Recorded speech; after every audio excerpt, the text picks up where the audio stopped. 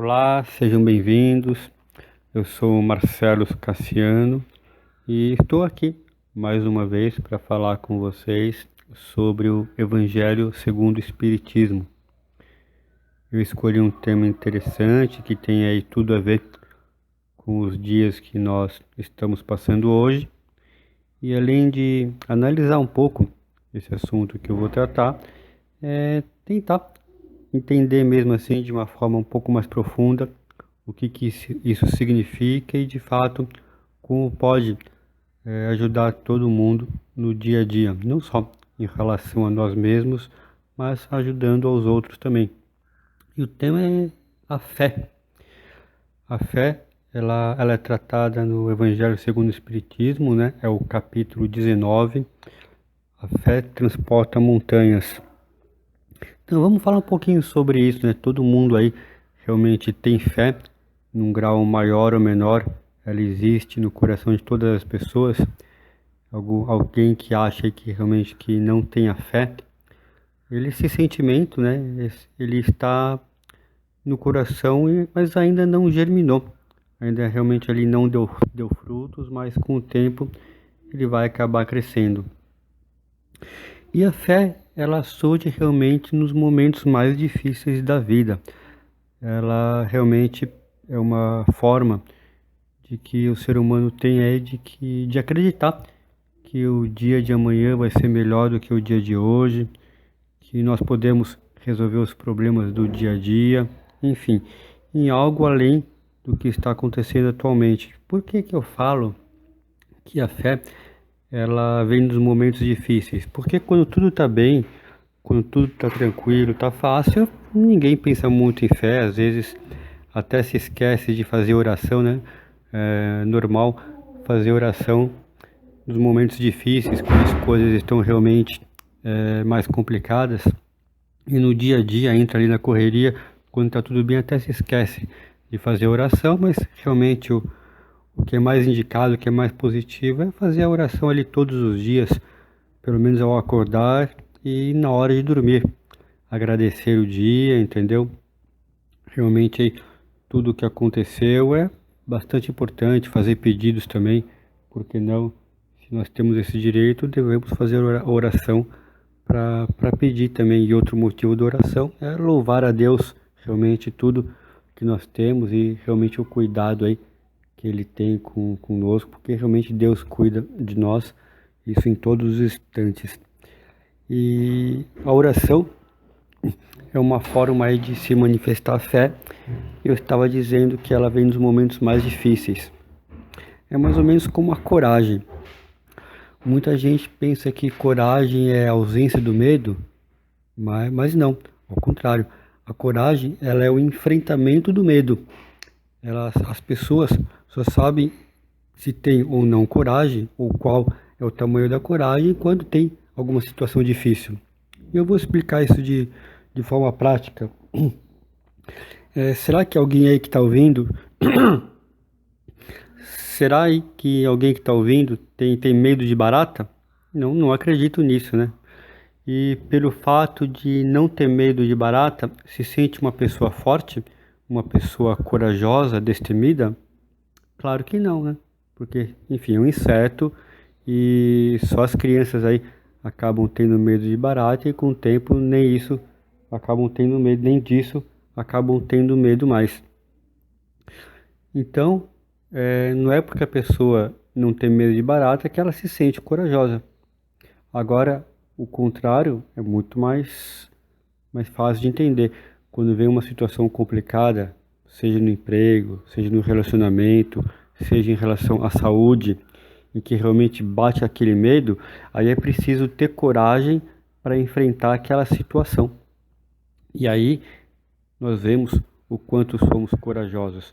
Então a coragem ela vem diante de uma situação difícil, porque ninguém se sente corajoso diante de alguma coisa simples. Vai lá, resolve, pronto, acabou. Com a fé é a mesma coisa. A fé ela é testada nos momentos difíceis. Olha, será que agora você acredita mesmo em Deus?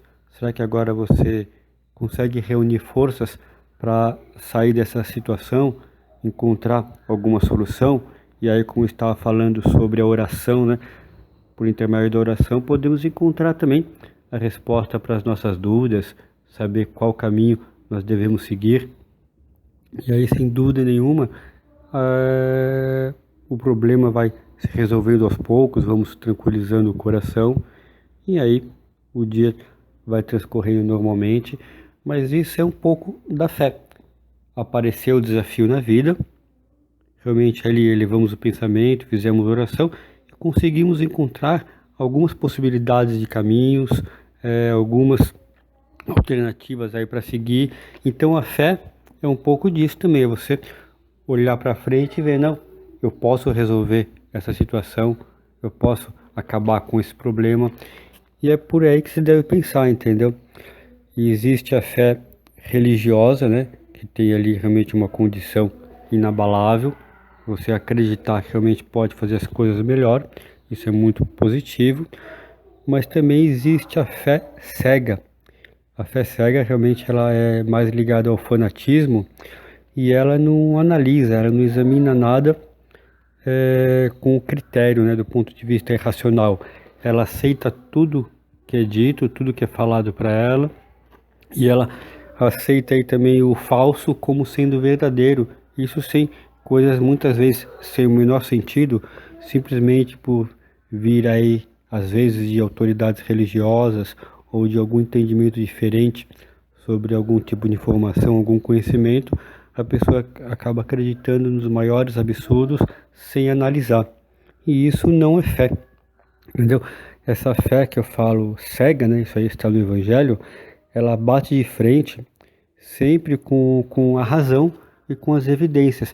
Por mais que evidências aí sejam dadas, evidências científicas, razões aí, argumentos filosóficos sobre alguma questão, quem tem a fé cega elimina tudo isso e fica só com o próprio pensamento. E é fácil interpretar um pouco sobre essa fé cega, é mais ou menos como alguém ficar ali em frente a um pé de maçã e ter muita fé, acreditar ali do fundo do coração que aquele pé de maçã vai dar manga ou então vai dar morangos. De jeito nenhum, isso nunca vai acontecer, entendeu? Um pé de maçã só pode dar maçã. E por mais fé que a pessoa acredite que tenha, aquela árvore não vai dar nenhum tipo de outro fruto. Então a fé cega é exatamente isso. Ela acha que pelo fato, a pessoa, né? Acha que pelo fato de ela acreditar, de que ela ter fé, que ela sabe que Deus está do lado dela, tudo pode acontecer. Não, com certeza não é assim que as coisas acontecem. Nem Jesus foi contra as leis da natureza. Ele, quando passou pela terra, respeitou todas essas leis e mesmo os seus milagres, eles não afrontaram em momento nenhum a lei da natureza, entendeu? Ele fez várias curas, ele não curou todo mundo que passou por ele, ele curava quem realmente tinha merecimento para isso. Algumas pessoas que ele curou voltaram a ficar doentes depois da cura, como por exemplo alguns leprosos. Então, realmente ele tinha fé e ele tinha um conhecimento das leis que nós até hoje não temos e estamos começando aqui a realmente entender um pouco mais, isso levando em consideração o ponto de vista aí da física quântica, né? Então, algumas pessoas aí já começam a discutir se Jesus já tinha esse conhecimento da física quântica para promover alguns fenômenos de cura e outras coisas que ele fazia. Isso é um assunto para outra conversa, mas o Jesus fala muito sobre a fé. As curas que ele fez tinham a ver com isso. O episódio da mulher hemorrágica, né? Era uma mulher que sangrava sem parar, isso durante várias vezes, e ela acreditava que só tocando no manto de Jesus ela seria curada. E uma hora, teve um certo dia que Jesus estava ali pregando ali, né? Fazendo ali os seus ensinamentos, e uma mulher simplesmente, essa mulher hemorrágica, simplesmente de ter tocado no manto de Jesus, ela foi curada e Jesus na hora percebeu e falou, peraí, quem me tocou, né? Senti sair de mim uma virtude. E realmente era um tumulto, né? Muita gente sempre ao redor dele, não dava para saber quem quem tinha tocado Jesus. E a mulher falou, não, fui eu, mestre, porque eu sabia que só de tocar no Senhor eu seria curado, e de fato ela foi curada. E Jesus falou, tua fé te curou. Ou seja, a fé que a mulher tinha não precisou nem que ela conversasse com Jesus, nem que ela pedisse pela cura. Simplesmente tocar no manto, ela foi curada. O outro episódio que fala sobre a fé também é do centurião que estava com um escravo doente, né? Ele foi procurar Jesus. O centurião ali é um militar, né? Na época da Roma Antiga, um militar de alta patente. Ele foi procurar Jesus, sabendo que Jesus fazia curas, e falou, mestre, o meu escravo está doente. E ele gostava desse escravo, né? E ele falou, preciso que o senhor o cure, ele está assim à beira da morte. E Jesus falou, não, vamos até a sua casa, vou lá curá-lo. E o centurião falou, não precisa, basta uma ordem sua que ele já será curado. Eu sou militar, eu tenho ali várias pessoas sob o meu comando, e quando eu dou uma ordem para fazer algo, eles fazem. Eu tenho certeza, mestre, que o senhor, a partir do momento que dê a ordem para que meu escravo fique bom, ele já será curado imediatamente. E Jesus realmente promoveu a cura, e quando o centurião chegou em casa, o escravo dele estava completamente curado. Então, esses são exemplos de fé, uma fé ali realmente inabalável, que ultrapassa muitas vezes aí a fronteira do que a ciência que conhecemos até hoje não tem explicação, mas ela não vai contra as leis da natureza, né? Jesus conhecia ali sobre a manipulação dos fluidos, o que era necessário alterar na constituição física, na constituição do corpo espiritual das pessoas para promover a cura. Era exatamente isso que ele fazia. Mas em nenhum momento ele foi contra as leis da natureza, que foi como eu disse aqui, né? Alguém parar em frente a um pé de maçã e esperar que ele dê manga. Isso realmente é impossível, é uma fé completamente cega e fanática. E acreditar ou desacreditar das coisas também, né? Não acredito nisso que estão falando. É preciso ver o que a ciência diz, né? Kardec sempre falou, né? Se alguma vez o que eu disser ir contra o que a ciência afirma, fiquem com a ciência. E é isso que deve ser feito, né? É a mesma coisa como alguém dizer que não acredita na lei da gravidade. Eu não acredito na lei da gravidade, isso não faz sentido, não é assim que Deus fez o mundo, eu não acredito na lei da gravidade. Realmente não tem o menor nexo, né?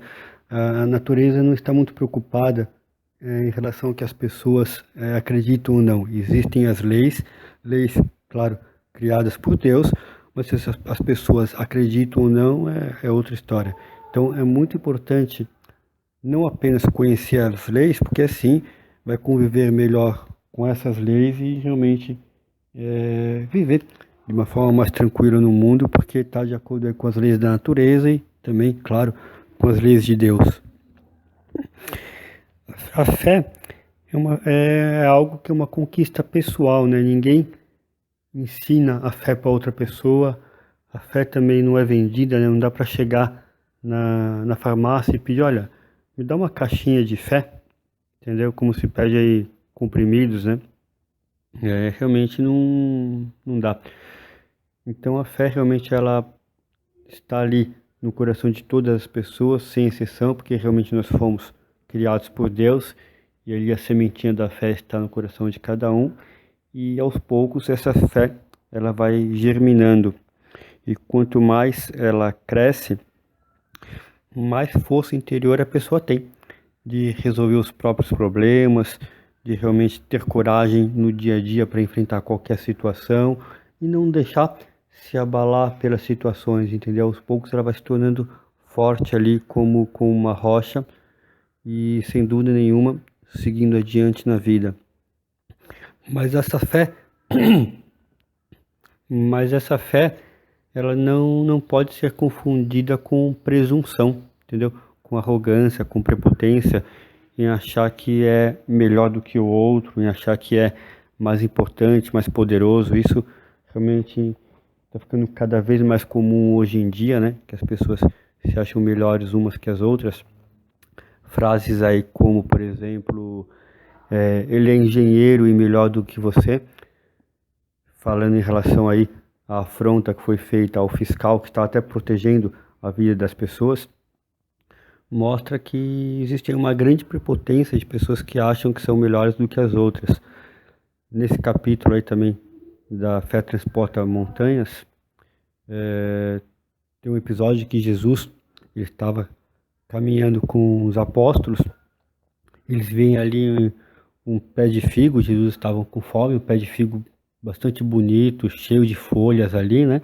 E Jesus chegou lá para pegar um figo e realmente não tinha figo nenhum. E ele amaldiçoou esse pé de figo, né? Falando que ele ficaria seco e não daria fruto algum. No dia seguinte, quando os apóstolos e Jesus também, né? Quando eles passaram ali no retorno da viagem, passaram no pé de figo, os apóstolos viram que aquela figueira estava completamente seca. Mas qual foi o ensinamento de Jesus? Foi de que existem várias pessoas que têm só aparência, a aparência de ser boas, a aparência de que realmente fazem o bem.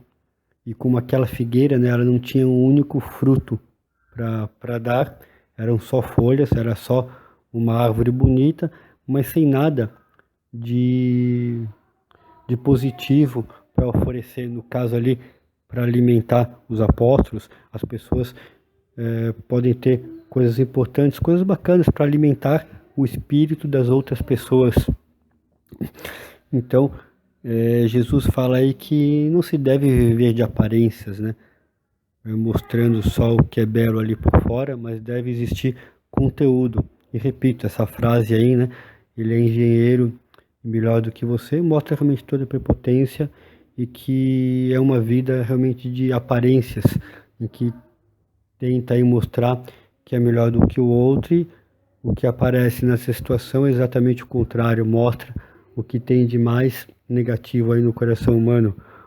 Outra situação que apareceu também mostrando aí a arrogância, a prepotência, foi a do desembargador, falando ali com o guarda, ele estava realmente ali transgredindo uma lei, ele não queria andar de máscaras, e ele começou a humilhar o guarda, o chamando de analfabeto. Então aí realmente é mais uma questão de aparência, né? Alguém ali que tem um elevado cargo aí, um cargo público, né? Se acha importante, se acha melhor do que os outros. Então ele realmente começa a humilhar as pessoas devido à sua condição financeira.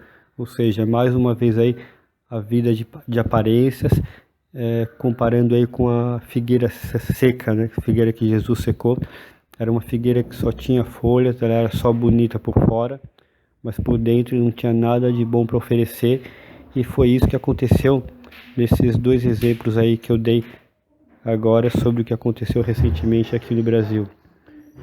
É claro, isso não acontece só aqui no Brasil, isso acontece no mundo inteiro. Então, a fé, que é realmente ali uma força interna para resolver os problemas, para se sentir mais forte, entendeu?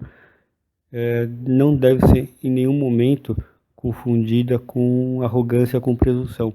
Essa segurança interna, ela deve promover o bem para si mesmo, claro, sem dúvida nenhuma, para resolver a própria situação, mas também, na medida do possível, para ajudar as outras pessoas. Então, a fé, ela traz uma força, mas essa força deve ser muito bem utilizada. E o capítulo aí encerra falando que realmente quem tem fé, ele triunfa com mais facilidade porque ele tem confiança em si mesmo. Ele confia em Deus, sabe que Deus o está ajudando aí em todas as condições, em todas as circunstâncias, e justamente por ter essa segurança, essa força interna, ele enfrenta as dificuldades com mais condição, né? Com mais inteligência, emocional também, falando, e vai superando seus obstáculos, um após o outro, sem grandes problemas. Claro, problemas todo mundo tem, mas aquela história, balança, mas não cai, né? Como o bambu diante da tempestade, ele dobra, ele se verga, mas ele não quebra. Então, quem tem fé, realmente age dessa forma também.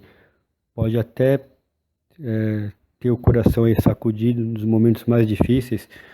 Não existe exemplo mais claro do que esses momentos que estamos passando hoje com a pandemia do coronavírus, mas realmente aí enfrenta a situação, olha para frente e vê que dias melhores virão, né? Depois da tempestade sempre vem a bonança, o sol sempre brilha e é nisso que a gente tem que acreditar, porque Deus está sem dúvida aí no comando de tudo, Jesus está ao nosso lado e vamos enfrentar essa situação como tantas outras aí que podem aparecer, não só para o planeta inteiro, mas também na vida de cada pessoa. É isso, pessoal. Muito obrigado pela atenção. Até a próxima.